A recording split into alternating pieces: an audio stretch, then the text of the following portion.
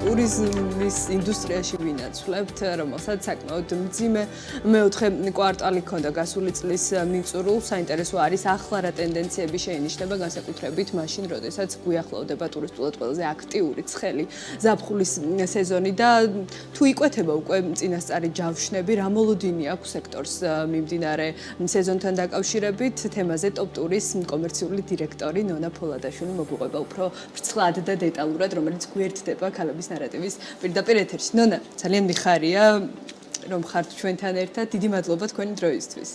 და პირიქით მოწვევისთვის ლიგა. კი ბატონო. ორივე მიმართულებას ფარავთ, განსაკუთრებით აქცენტი გაქვთ რასაკურველია შემომყვან ტურიზმზე, თქვენი პროფილიდან გამომდინარე და დავფარავთ შეძლების დაგვარად აი ამ ორივე კი ბატონო მიმართულებას, მაგრამ მანამდე მინდა რომ დავიწყოთ ზოგადად რა ტენდენციაა ახლა ბაზარზე, იმიტომ რომ გვესმოდა სფეროს წარმომადგენლების მხრიდან რომ პრინციპში ასეც ხდება ხოლმე ნებისმიერი კრიზისი რაზე მოქმედებს პირველი თუ არა ტურიზმზე, ყველაზე სენსიტიურ სფეროზე და შესაბამისად არც ეს შემთხვევა იყო გამონაკლისი, როდესაც განსაკუთრებით მძიმე დეკემბერი ჰქონდა ზოგადად მასპინძლობის ინდუსტრიას, ტურიზმს და ახლა საინტერესო არის ეს რეაბილიტაციის პროცესი რამდენად დაიწყო, როგორ აფასებთ თქვენ აი მიმდინარე პერიოდს, როდესაც წესით როგორც ჩვევია ხოლმე სექტორს იღებს უკვე წინასწარ ჯავშნებს ზაფხულის სეზონთან დაკავშირებით. აი რა ხდება დღეს? მოგახსენებთ ლიკა, დიდი მადლობა კიდევ ერთხელ მოწვევისთვის და დაინტერესებისთვის. ასე შევაფასებდი, რომ უკვე აქტიურ ფაზაშია შესული, ტურიზმი ძალიან გააქტიურებულია. ჩვენთვის სასიხარულო ეს ფაქტი, რომ წინა წელს თუ შევადარებთ, მარტი არის საუკეთესო, ანუ მარტიდან არ იყო ხოლმე ეს აქტიური ჯავშნები ჩვენს ქვეყანაში, ძალიან კარგად მიდის, ძალიან აქტიურ ფაზაშია გადასული, მარტი, აპრილი, მაისი. მართალი ბრძანეთ, რომ დეკემბერი, იანვარი იყო სერიოზული დარტყმა ჩვენი ბიზნესისთვის, მოგეხსენებათ ქვეყანაში არსებული სიტუაციიდან გამომდინარე, ძალიან ბევრი ჯავშანი გაუქმდა, უბრალოდ დავკარგეთ ძალიან ბევრი შესაძლებლობები იგივე ევროპის ბაზარზე, სადაც ჩავდიოდით, გვინდოდა ფეხის მოკიდება, ბევრი ტურისტის მოზიდვა, შემდგომი პოპულარიზაცია მიმდინარეობდა ძირითადად არასეზონი ტურისტულ სააგენტოებში გამოიყენება ხოლმე სხვადასხვა აქტივობებით, ანუ სხვადასხვა გამოფენებზე ჩავდივართ, ვაწერთ ხელშეკრულებებს, პარტნიორებს ხვდებით ამ ყველაფრის ფონზე, რომ ჩვენ ქვეყანაში არასტაბილური მდგომარეობა იყო, ძალიან გაგვიჭირდა და კითხვებით წამოვიდოდა თავისთავად და ხო, ეს პრინციპში ძალიან სამწუხაროა, იმიტომ რომ აი ხა ტურიზმის ადმინისტრაციის სტრატეგიულ გეგმასაც რომ გადავხედოთ, მუდმივად არის ევროპის ქვეყნები, აი ამ საგამოფენო ქვეყნების ჩამონათვალში საკმაოდ მრავლად არის და აი პროპორციულად აქვთ გაცილებით დიდი წოდება. რასაც ვერ დაუკარგავთ ნამდვილად. რაც ხო, თუმცა აი ეს ერთი ხელით კეთდება და მეორე ხელით რაღაცნაირად იმგვარი სიტუაცია შეიქმნა, რომ აქედან ეს გამოფენები რჩება გამოფენებად და აღარ ჩამოდიან. აი თქვენ შემთხვევაში რამდენად ძალიან ბევრი თქვენი კოლეგისგან მოგვისმენია, რომ საქართველოს ნელ-ნელა კარგავს ევროპელ ტურისტს, აღარ არის მიმზიდველი ჩვენი ქვეყანა მათთვის. ეს რამდენად შეინიშნება აი თქვენი საქმიანობიდან გამომდინარე, თქვენ თუ შეეჩერხეთ აი ამ გამოწვევას? კი, ნამდვილად დგას ეს პრობლემა. ვერ დაუკარგავთ ტურიზმის ადმინისტრაციას იმ მონდომებას, რომ მართლა აქტიურად ძალიან ბევრ ბაზარზე ცდილობს რომ გამოფენებზე მიიღოს მონაწილეობა, სხვადასხვა მარკეტინგული კამპანიები მიმდინარეობს, ამაში ჩვენც ვიღებთ მონაწილეობას მათთან ერთად, რადგან გვინდა რომ ისე დავიბრუნოთ ის პოზიცია, როგორც პოზიციონირებდა საქართველოს წლების განმავლობაში ევროპის ბაზარზე. სამწუხაროდ ისეთი რეალობა არის, რომ ვერა და ვერ მოხერხდა ის აქტივობა, როგორც მოსალოდნელი იყო, როგორც დაგეგმილი იყო, რადგან ხელის შემშლელი ბევრი ფაქტორი არის. იგივე მთავარი ძირითადი რითაც იწყება ტურიზმში, თუნდაც იმ გამოფენებსაც აზრი ეკარგება, როდესაც მივდივართ რომელიმე კონკრეტულ ბაზარზე, იგივე ავიღოთ ინგლისის ბაზარი, ძალიან დიდი მოლოდინი იყო, რადგან პირდაპირ რეისები ეხა აპრილიდან იწყება, British Airways, EasyJet იწყებს სიხშირით ჩვენ ქვეყანაში თბილისში ფრენას. ძალიან აქტიურად იყო ეს ყველაფერი დაწყებული, მაგრამ არსებული სიტუაციიდან გამომდინარე, მოგეხსენებათ ევროპელი ტურისტები, ევროპელი ბიზნეს ოპერატორები ცოტა სხვანაირად უყურებენ, სხვა შეფასება აქვს, თავს იკავებენ, ასე ვთქვათ, რეგულარულად, აქტიურად ჩვენი ქვეყნის პოპულარიზაციას მათ ქვეყანაში, რომ უფრო მეტი სტუმარი გამოგვიგზავნონ, რადგან არ არის სტაბილური ჯანსაღი გარემო, ჯერჯერობით უკანა პლანზე მიიწია. არ ვიცი, ჩავდივართ შეიძლება თითქმის ყველა გამოფენაზე ვიღებთ მონაწილეობას მონაწილეობას, რამდენად პროდუქტიულია შემდგომ ეს ყველაფერი აისახება ჩვენს იგივე სტატისტიკაზე, რომელიც გამოქვეყნდა, ვინ არის ყველაზე ხშირი სტუმარი ჩვენს ქვეყანაში, უფრო გალფის ქვეყნებია, უფრო აზია არის და ევროპა ნაკლებად. რატომ? იმიტომ რომ არ არის პირდაპირი ფრენები. არ არის შესაბამისად სტაბილურად გარემო ქვეყანაში ისეთი, რომ მოვიდეს ევროპელი სტუმარი შენთან. ვერ ვიტყვი, რომ არ არის ცნობადობა, ნაკლებია, არ უყვართ, არ მოსწონთ, არ არის საინტერესო მიმართულება, ძალიანაც მოსწონთ და ძალიან კარგი, ასე ვთქვათ, პროდუქტიც გვაქვთ მათთან. თავარი ერთი არის პროდუქტი, მეორე ამ პროდუქტს როგორ შევთავაზებთ და როგორი ხელშეწყობა იქნება სამომავლოდ. და აი რაღაცა სადღაც ჩუაში ვართ გაჭედილი და აქ ჩვენ ბიზნესის ლამაზი მთები და გემრიელი ხაჭაპური იმისთვის რომ ხო რაღაცა ეს არც არის საკმარისი. ვცდილობთ რომ რამენაირად ჩავანაცვლოთ, აი დივერსიფიცირება მოვახდინოთ ბაზრის. გვინდა თუ არ გვინდა, გადავერთეთ უკვე აზიის ქვეყნებზე, ინდოეთი, ჩინეთი, გალფის ქვეყნებზე, რომლებიც ევროპასთან ერთად აქტიურად ჩამოდიოდნენ, აი თუნდაც ერთი დღე შეგვიძლია გადავხედოთ ჩვენს ფრენების სიხშირეს, რომელი ქვეყნიდან ყველაზე მეტი რეისი ეგრეთ წოდებული რეისი. ზრდა არისო, აი გასული წლის ანალოგიურ პერიოდს რომ დავადაროთ მარტის წინასწარი ჯავშნების თვალსაზრისით, თუმცა აი ეს ზრდა აი ამ ბაზრებიდან გამომდინარე საინტერესო არის ძირითადად რამ განაპირობა, რომელი ბაზრის ხარჯზე ფიქსირდება აღმავალი დინამიკა. მოგახსენებთ, აი შარშან ამ დროს დაახლოებით ეს პერიოდი იყო, როცა თქვენთან ვიმყოფებოდი და მიმოვიხილავდით სტრატეგიებს და ასე შემდეგ, მაშინ ცოტა ისეთი იყო კითხვის ნიშნის ქვეშ იდგა ინდოეთის ბაზარი, რადგან ძალიან დიდი გამოწვევები იყო მათთან მიმართებაში, იგივე სავიზო საკითხი, პოპულარიზაცია, ნაკლები აქტიურობა, მაგრამ ზუსტად იმ სწორმა სტრატეგიამ, რომ ბაზარზე სწორად შევედით, მარკეტინგული აქტივობები გაკეთდა, წინა წელთან შედარებით ძალიან, ასე ვთქვათ, უფრო გამარტივდა ვიზის მიღების პროცედურები მათთვის, მაგრამ თავარ გამოწვევად აქვე დარჩა ის, რომ ვიზას იღებს ტურისტი, ჩამოდის საზღვარზე და ესე ახსნა განმარტების გარეშე, აი წინა კვირასაც მაგალითად ჩვენი 12 ტურისტი დააბრუნეს, უბრალოდ ახსნა განმარტების გარეშე. იყო შემთხვევები სახმელეთო კვეთის დროს აზერბაიჯანიდან, როდესაც შემოდიოდა შინაგან საქმეთა სამინისტროს აუცილებლად ჩვენ პირადად გვიკავშირდებიან, რადგან ტურისტი, რომელიც ჩვენს კომპანიის გავლით შემოდის ქვეყანაში, აუცილებლად აქვს შესაბამისი დოკუმენტი, იგივე გადახდის ქვითარი, იგივე ვაუჩერი, რასაც ვეძახით, რომ ეს სერვისები ჩვენთან დაჯავშნილი აქვს და შესაბამისად ამას წარადგენს, როგორც ჩვენ ჩავდივართ საზღვარგარეთ და წარმოადგენს შესაბამის სასტუმროს ჯავშანი იქნება თუ სხვა მომსახურების, იგივენაირად და ისინი გვიკავშირდებიან ჩვენ ეს და ეს ადამიანი მოდის თუ არა თქვენთან, ანუ ესე დეტალურად რო ჩავართ, როდესაც საზღვრიდან აბრუნებენ და აი დაახლოებით ასე ვთქვათ, ეს მოცემულობაც როგორ შეიცვალა აი ამ პერიოდის განმავლობაში, შემცირდა დინამიკა, დარჩა უცვლელი თუ ანუ უფრო გაიოლდა ვიზის მიღება ინდოეთის, ეს უნდა ვაღიაროთ წინა წელთან შედარებით და ამან გამოიწვია, რა თქმა უნდა, უფრო მეტი ტურისტის შემოდინება ჩვენს ქვეყანაში, მაგრამ გართულდა ადგილზე შემოშვება, საიმიგრაციო საკითხები. დაახლოებით 2 კვირის უკან ყავდა ერთი დიდი მაის ჯგუფი, 95 კაცისგან შემდგარი, რომელიც მოგეხსენებათ ინდიგოდან პირდაპირ რეისი შუაღამიერეს დაახლოებით 12-ის ნახევარზე ჩამოფრინდნენ სტუმრები, მესაზღვრემ დამირეკა და ესეთი კითხვა დამისვა. ნომერიც მაქვს ჩანიშნული ამ ადამიანის, პასუხისმგებელი ხართ თუ არა, რომ 95 ინდოეთის მოქალაქე 10 მარტს უკან თავის ქვეყანაში გაფრინდება. ანუ როგორ შეიძლება, აი როგორ წარმოგიდგენიათ, მე ერთი ჩვეულებრივი კომპანია ვარ, პასუხისმგებლობა ავიღო 95 ადამიანის საქციელზე თუ მოქმედებაზე. ჩემი პასუხი იყო, რომ პასუხისმგებელი ვარ, რომ 95-ს გადახდილი აქვს, დაჯავშნილი აქვს და ჩემი კომპანიის მიერ კომპანიის სერვისები აქვს შეძენილი, მაგრამ ის როგორ მოიმოქმედებს აქ 10-ში წავა თუ 12-ში თუ 15-ში ამაზე პასუხისმგებლობას ვერავინ ვერ აიღებს. ასე პირდაპირ მითხრა, რომ ან კი მითხარი, ან არა, თუ არა სიტყვი 95-ს გავაბრუნებ. ანუ როგორ წარმოგიდგენიათ, ან რომელ კანონში წერია მსგავსი რაღაც, ან სად შეიძლება, რომ ასე ვთქვათ. აი ზედამხედველ უწყებას დარწმუნებული ვარ, აქაც გექნებათ კომუნიკაცია და მესაზღვრის დონეზე არ იქნება, ვთქვათ, ეს ამბავი აქ დასრულებული, მაგრამ აი რა პასუხები მოდის ხოლმე, რატო იქცევიან, რატო აქვთ მსგავსი პოლიტიკა, მსგავსი მიდგომა ტურისტების. აი ნამდვილად ვერ გვერდით. თან როდესაც საუბარი არის კონკრეტულ ბაზრებზე, ნამდვილად აი ინდოეთით თუნდაც ავიღოთ სხვადასხვა ქვეყნები, რომელსაც ვიზა სჭირდება. ნამდვილად გჭირდება ეს ტურისტები. მათაც გააზრებული აქვთ, მათი დახმარებით ჩავედით ამ გამოფენაზე, მივიღეთ მონაწილეობა.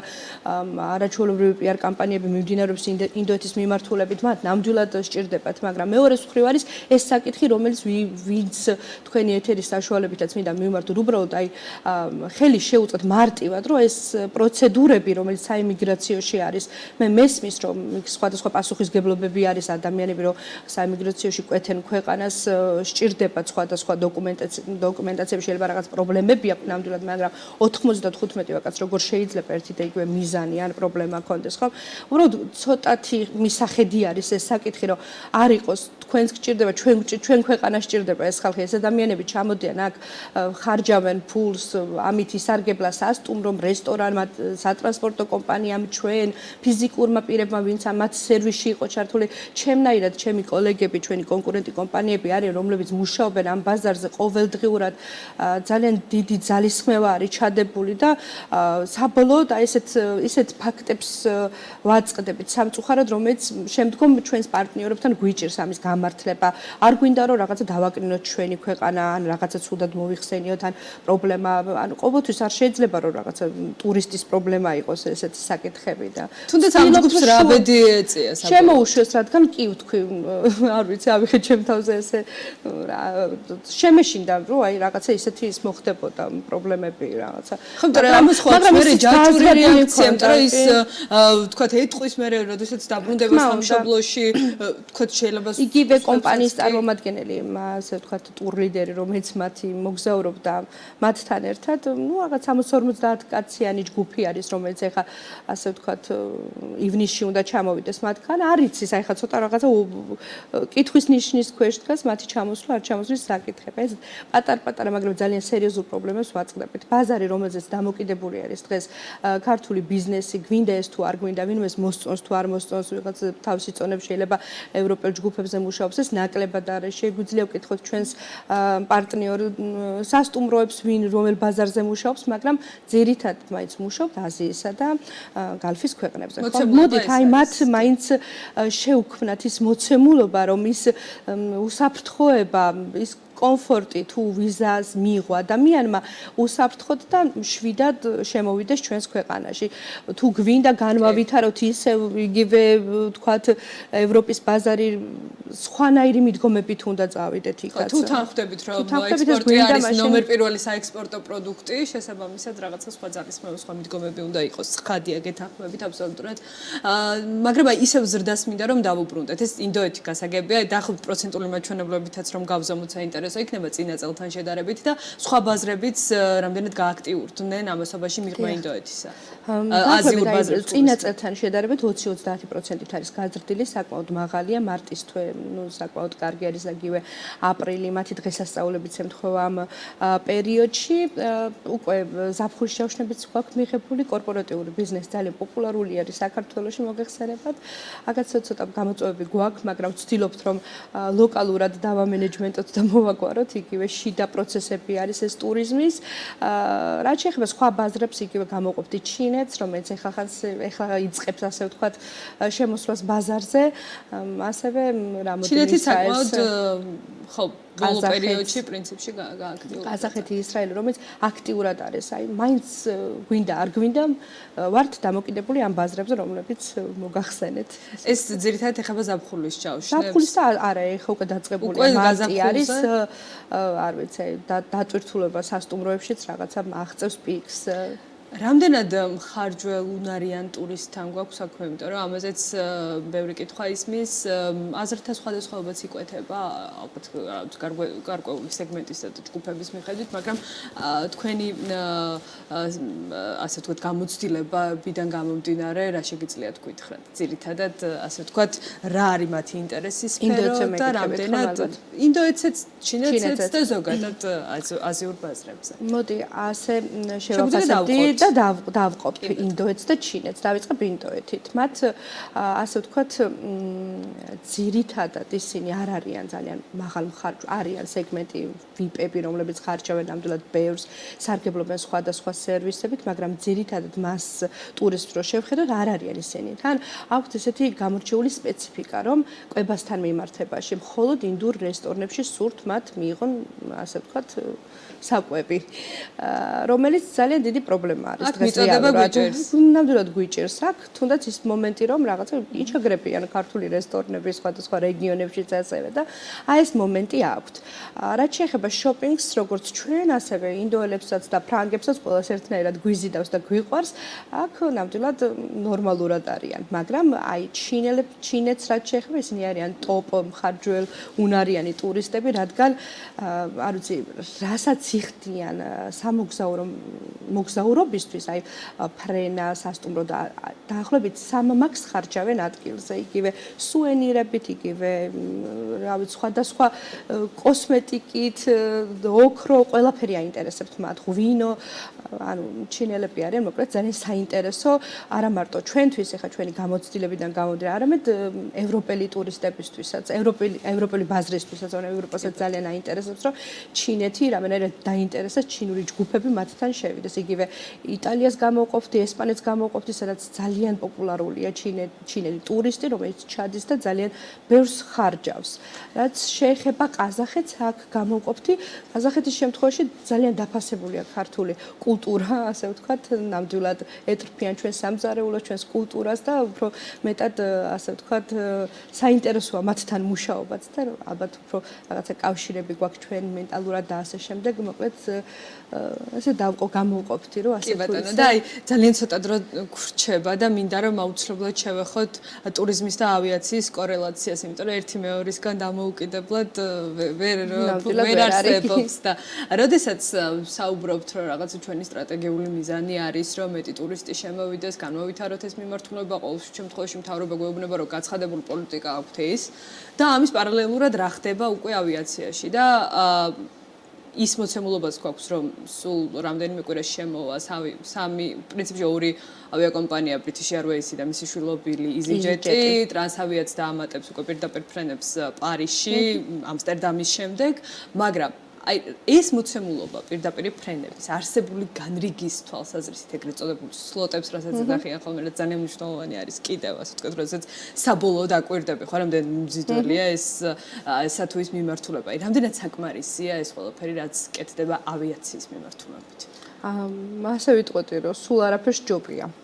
მაგრამ ეს ძალიან მცირედია, მაგრამ სამომავლო პერსპექტივაში ჩემი შეფასებით სწორი ნაბიჯები გადაიდგა თუნდაც აი British Airways-თან დაკავშირებით, რომ პირდაპირ რეისები, თუნდაც მიჩვევა მოხდება მათი ტურისტების, რომ როდესაც ჩვენ ვესაუბრებით ევროპელ პარტნიორებს, პირველი რა კითხვაც არის ხოლმე, მათი გვაქვს თუ არა პირდაპირ ავიამიმოსვლა. ეს არის ნომერ პირველი. რომელიმე ბაზარზე ფოკუსირებული რო ვართ, გვინდა რომ დავპარტნიორდეთ და ჩვენი მიმართულება პოპულარული გავხადოთ იქ, ყველაზე მთავარი და მნიშვნელოვანი არის, რომ ავიამიმოსვლა იყოს. ავიამიმოსვლა როგორი სიხშირით იქნება, რომელი ავიაკომპანია იქნება.